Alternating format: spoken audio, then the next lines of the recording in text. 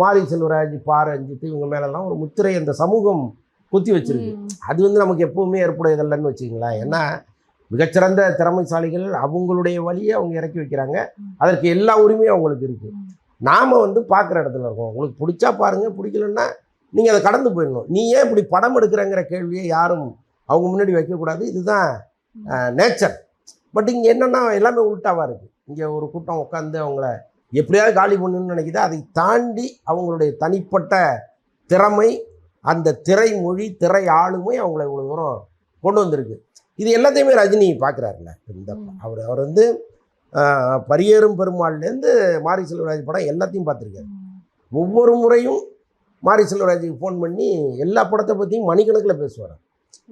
So அந்த மாதிரி ஒரு இவருக்கும் அவருக்குமான ஒரு நட்பு இருக்குது.